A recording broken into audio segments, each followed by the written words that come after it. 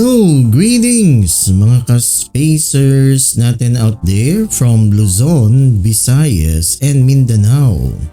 And sa lahat ng ating mga ka-spacers worldwide and netwide, magandang araw po sa inyong lahat. This is your ka-spacer and space commander, Prof Jun Cajigal, welcoming you to another online telescope viewing. And this time mga ka-spacers, I am pointing my telescope at our sun. Today is April 20, 2022 and I took this image of our sun kanina po, mga 10:30 kaninang umaga. And as you could see in our solar image today, may mga malalaking sunspots po. So talagang nakakamangha no mga ka-spacers, so we don't see this every day. So at malalaki ho ang mga sunspots na nakikita natin ngayon on screen. So samahan niyo po ko in the next 30 minutes as we observe our sun with those sunspots. And by the way po mga ka-spacers, so ito po yung telescope na ginamit ko for our solar imaging today.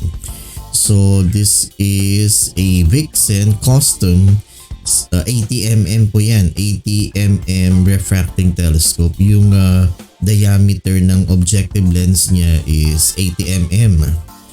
And kung mapapansin po ninyo mga ka-spacers, meron po siyang parang gadget dun sa harap. That's a Baader or a Bader solar filter. So that solar filter will allow me to observe the sun safely. Alright, so ito na po yung ating magnified image of our sun. And makikita niyo po yung malalaking sunspots na yan, tong group of sunspots. At malalaki po yan talaga, no? Mas malaki pa yan sa mundo natin.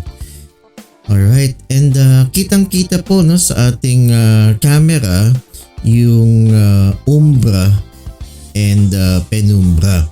So sunspots, ito nakikita natin ngayon, have a lighter outer section called the penumbra. And kung mapapansin din nyo, there's a darker central region called the umbra. And again, ang mga sunspots na ito, these are caused by disturbances in the sun's magnetic field welling up to the photosphere. Ang photosphere po mga ka-spacers, that's the visible surface of the sun. Ayan po, so hindi ba ho kayo namamangha to? Itong grupo ng sunspots na to, no? Malalaki po yan talaga. Very unusual po. So the sun is really active these past few days with regards to the number of sunspots observed. Ayan po, no? So nakakamangha talaga itong mga sunspots na ito. And again, sunspots are actually magnetic storms, intense magnetic storms in the sun's photosphere. And sunspots are areas in the sun that appear dark on the surface of the sun. They appear dark because they are cooler than other parts of the sun's surface. The temperature of a sunspot is still very hot though, around 6,500 degrees Fahrenheit. So they appear dark mga ka-spacers because they are cooler than the surrounding photosphere. Ngayon po ang tanong no mga ka-spacers, why is it that sunspots are relatively cool as compared to the surrounding photosphere? Now, it is because they form at areas where magnetic fields are particularly strong. And these magnetic fields are so strong that they keep some of the heat within the sun from reaching the surface. So ayan pa yung explanation bakit ang mga sunspots ay cooler as compared to the surrounding photosphere. Alright, so ayan po yung ating magnified image of our sun po yan. We are now scanning the photosphere, yan baka may makita pa tayong mga sunspots. Medyo na ano yung ating image ng mga clouds. Alright, so ayan po, no? Medyo cloudy rin po kaninang umaga. Ayan, pero pasulpot-sulpot din yung araw eh. Ayan po, no? So ayan, bumalik tayo dun sa grupo ng mga malalaking sunspots na yan. And again, kitang-kita nyo po yung central dark region called the umbra and the lighter outer section called the penumbra. Alright, so ayan po yung nakakamanghang grupo of large sunspots today, April 20, 2022. And yan po ay naobserbahin din po ng mga ibang mga amateur astronomers dito locally and worldwide, no? So talagang nakakamangha itong mga sunspots na ito. Alright, so if you have any comments or reactions about what you are seeing now sa ating solar imaging today, April 20, 2022, just type in your reactions or your comments in our comment section below. Ayan po, and also mga ka-spacers, no, yung pinaka-importanteng gagawin ninyo to please like and share itong ating online telescope viewing of the sun para naman po makarating at makita ng mas maraming tao ang mga nakakamanghang sunspots na to, lalong-lalo na po yung mga estudyante. Alright? And yun po yung aming advocacy dito sa Vedan Society of Young Astronomers and also sa Skywatcher Society of Las Peñas. No, we are bringing the telescope to you, no? And para naman makita ng publiko itong nakakamanghang sunspots, no? And para ma-inspire po naman yung ating mga kabataan para maging engaged sila sa siyensya, no? Lalong-lalo na ang astronomiya. Alright, so yan, pakiusap ko po mga ka-spacers, no? So pakikalat lang, please like and share itong ating online telescope viewing of the sun. And kung na-miss niyo po yung magnified image of the sun kanina, mamaya we will magnify the image of the sun again. Yan, para makita nyo po ulit yung mga nakakamanghang sunspots na yan. Alright, so bago po tayo magpatuloy, gusto ko lang pong i-promote yung aming continuing celebration of Global Astronomy Month. And again, the Global Astronomy Month 2022 is spearheaded by Astronomers Without Borders. And the Vedan Society of Young Astronomers have prepared several activities in line with the celebration of Global Astronomy Month. So nag-launch po kami ng first podcast namin entitled Cosmo Quest. So last April 9, we live stream our pilot episode with our special guest, si Sir Camilo Dacanay from the Philippine Astronomical Society. Then last April 16, Black Saturday, we aired our second episode with our special guest, si Miss Jella Laquiron. She's an observational optical astronomer from Pag-asa.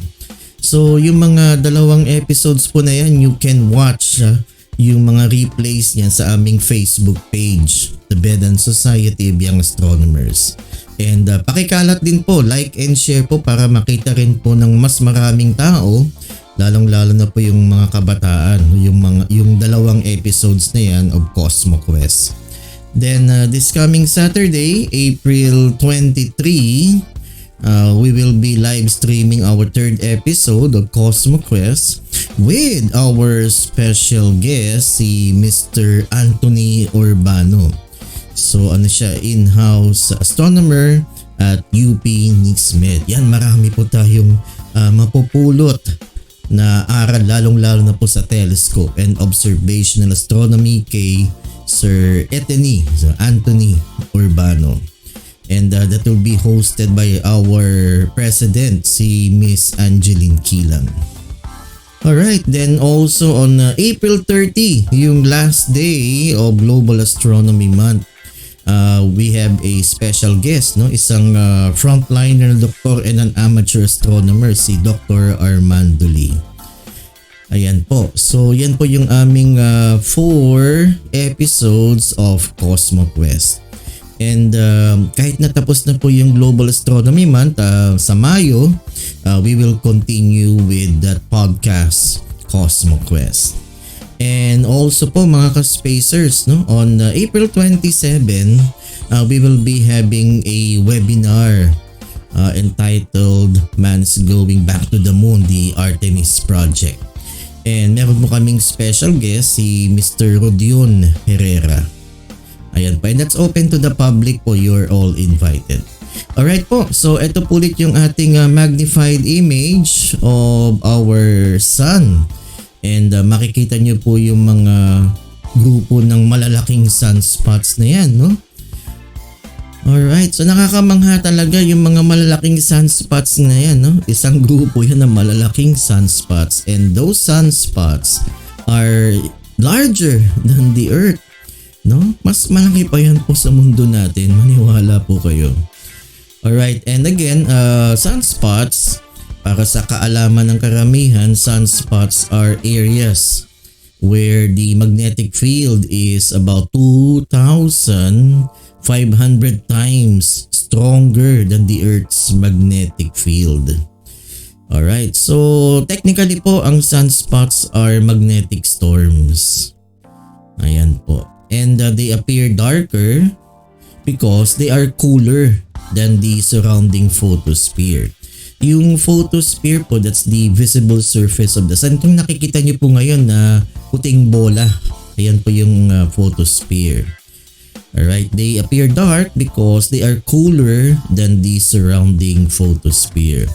Ngayon po ang tanong, bakit ang mga sunspots na yan ay relatively cool as compared to the surrounding photosphere? It is because they form at areas where magnetic fields are particularly strong. And these magnetic fields, mga ka-spacers, they are so strong that they keep some of the heat within the sun from reaching the surface. Kaya they appear dark. Ayan po. Alright? So sana marami po kayong natututunan sa aking pagdadaldal po ngayong araw na to about the sun. And again po, ikalat po natin itong online telescope viewing of the sun, lalong-lalo na po sa mga estudyante. Ayan po. Alright, and siguro isa pang katanungan na dapat po natin sagutin, ano po yung epekto nito, no, itong mga sunspots na to sa mundo natin.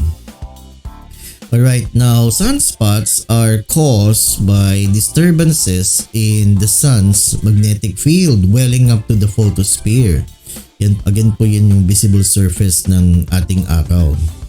The powerful magnetic fields in the vicinity of sunspots produce active regions on the sun, which in turn, mga ka-spacers, no, frequently spawn disturbances such as solar flares and coronal mass ejections or CMEs.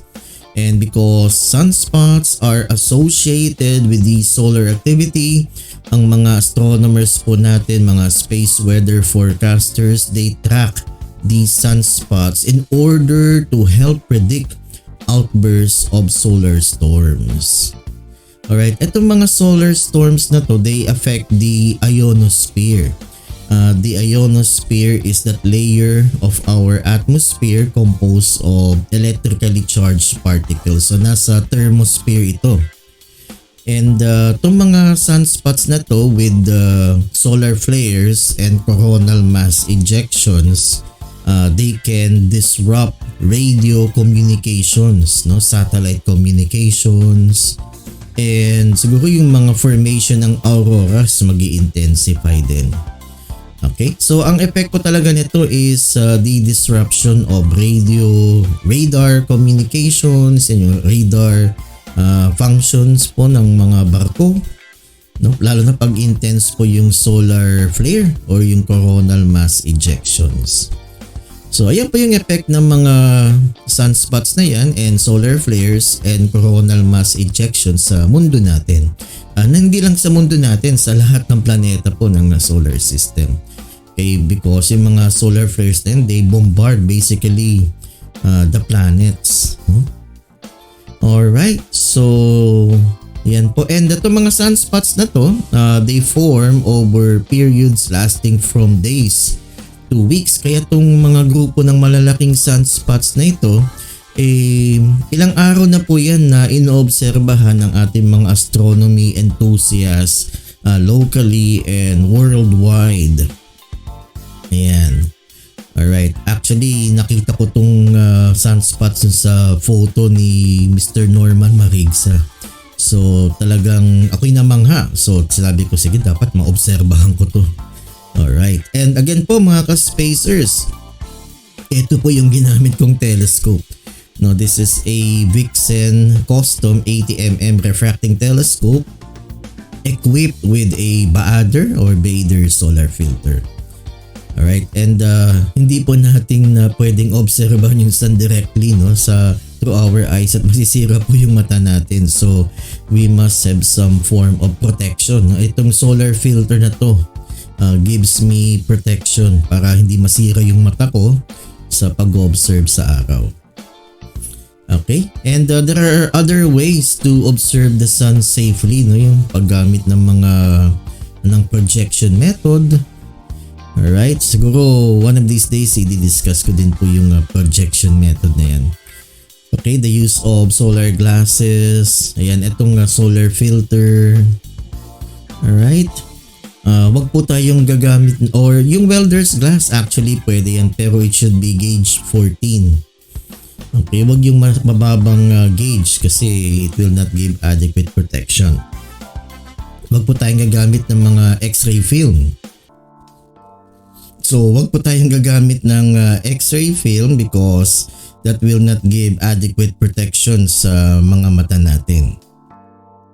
Alright, and also huwag tayong gagamit ng mga candy wrapper, yung parang aluminum part ng mga candy wrapper. Sisira po yung mata natin. Okay, so ito po ulit yung magnified image ng sun with those group of large sunspots. Ayan po, and makikita po natin dito sa sunspots na ito, may central dark region, ang tawag dyan ay umbra, and may lighter outer section called the penumbra. Alright? Okay. And again, ang mga sunspots na ito, they are intense magnetic storms welling up in the sun's visible surface or the photosphere. And they appear dark because they are cooler than other parts of the sun's surface. Again, they are cooler because they form at areas where magnetic fields are particularly strong. These magnetic fields, mga ka-spacers, are so strong that they keep some of the heat within the sun from reaching the surface. Alright, and baka may magtanong po sa inyo mga ka-spacers, ito lang ba yung araw lang ba ang may sunspots? So hindi po, no, our sun isn't the only star with spots kasi ang araw po natin ay star, di ba ho? In recent years, astronomers have been able to detect star spots or sunspots on other stars. So ayan po yung mga sunspots sa ibang sa mga between, no? Meron palang mga sunspots sa mga between. Kasi ang araw po natin ay isang star. Alright, so ayan po yung mga grupo ng malalaking sunspots na yan, no? So again po mga ka-spacers, so kung may mga comments po kayo or reactions or kung may mga tanong po kayo, feel free to comment down below kung ano yung reactions po ninyo. Di ba nakakamangha, no? Isang grupo to ng malalaking sunspots. So talagang ang araw natin, our sun is really active. Buhay na buhay po yung araw natin in terms of the number of sunspots observed. Alright, so ayan po yung grupo na yan, and ini-scan na po natin yung surface ng araw para makadetect pa tayo. Baka meron pa mga ibang sunspots dyan. Actually meron po, maliit lang siya yung bandang gitna. Alright, kaya lang may limitation itong Baader solar filter ko. So hindi ko talaga makita yung mga ibang features ng photosphere, like yung mga granules niya. Alright, so medyo natatabunan ng ulap itong ating solar image. Yeah, kasi kanina pasulpot-sulpot po yung mga ulap na yan.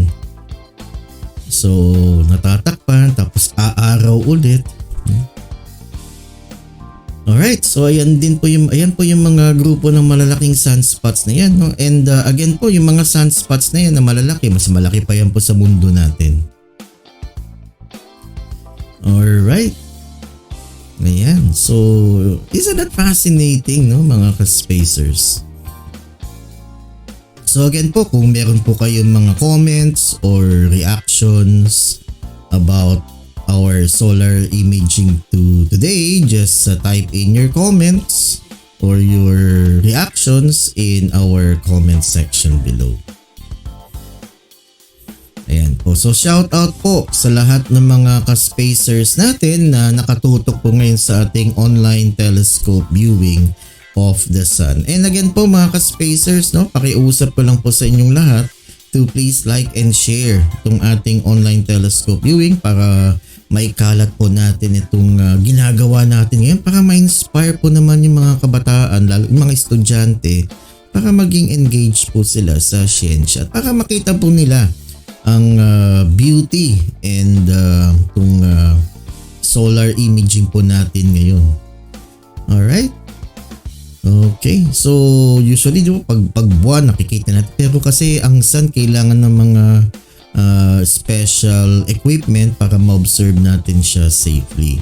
So pakiusap lang po, ikalat po natin itong online telescope viewing para makita ng buong mundo ang ganda ng ating araw with those sunspots. No, kasi baka isipin nyo parang ang araw po ay perfect sphere or shiny ball, no? Pero may mga sunspots And these sunspots are intense magnetic fields. Ang unang nakakita po niyan ay si Galileo. Right? Galileo was the first to observe these sunspots. Kaya lang kung si Galileo, ang problema po niya wala po siyang protection. Kaya he got blinded, no? Nasira po yung mata niya sa kaka-observe ng araw. Alright? So na-damage po yung mata niya. Alright, so ayan po yung ating solar imaging today, April 20, 2022. And siguro bago ko i-promote ulit yung mga natitirang activities namin for Global Astronomy Month, shout out po sa aking presidente na si Miss Angeline Kilang and sa mga officers po, no, ng BSYA. Shoutout din, no, kay Miss Judea Caballero who's working very hard po sa BSYA, and si Miss Hannah France Tan, and si Miss Binamira, and si Mr. Brant Elorcha. Ayan po. Alright, and shoutout po sa lahat ng mga ka-spacers natin na nanonood po ngayon sa ating online telescope viewing. Sana wag po kayong magsawa sa pagmumukha ko. Ayan, at marami po kayong matututunan, okay, sa pagtutok niyo sa ating online telescope viewing. And mamaya po siguro kung ako hindi pa inaantok, I might be observing the waning gibbous moon mamaya, kasi mas inintay ko lang po actually tumaas yung waning gibbous moon, and medyo maulap pa sa labas. Kung saswertehin po tayo, I might take some photos of our waning gibbous moon tonight. Okay po, so again po, please watch Cosmo Quest. So this coming Saturday, April 23, we will be having our special guest, si Mr. Anthony Urbano from UP NISMED. This episode is hosted by our president, si Miss Angeline Kilang. And on April 30, we'll be having Dr. Armando Lee. Ayan, and ang host dun ay si Miss Judea Cabanyero. Alright, so yun po yung natitirang episodes ng Cosmo Quest for Global Astronomy Month. Pero itutuloy pa ho namin yan sa May. Alright, and on April 27, we will be having a webinar which is open to the public. Mag-register po lang kayo, just visit our Facebook page and andun yung registration link para mabigay po namin yung Zoom link po sa inyo. Libre po ito, walang bayad, and this webinar is about the Artemis project. Man's going back to the moon with our guest speaker si Mr. Rodion M. Herrera. Ayan po. So he works at the Astronomy Solutions, I think in the Middle East. Ayan, so magaling to. Marami tayong matututunan sa kanya kay Mr. Herrera. So mag-register na po kayo mga ka-spacers. Libre po ito, walang bayad po ito. Mag-register lang po kayo so that we can give you the Zoom link, and this will be live stream on Facebook. Ayan po. Alright, so siguro hanggang dito na lang po tayo. Maubos na po yung ating oras. So maraming salamat po sa mga nakatutok po ngayon, and always stay safe. So sana marami kayong natutunan, and sana namangha po kayo sa ating online telescope viewing. Please like and share po ulit po ang ating online telescope viewing, and ito po yung aming advocacy. We are bringing the telescope to the general public. Kayo po yun mga ka-spacers. This is your ka-spacer and Space Commander, Professor Jun Cajigal, saying live long and prosper. Alright, please like and share po also ang Facebook page ng Skywatchers Society of Las Piñas. Shout out kay Miss Andre Caparos and kay Miss Angelica Gregorio. Ayan po. Maraming salamat po. Always stay safe. Bye-bye!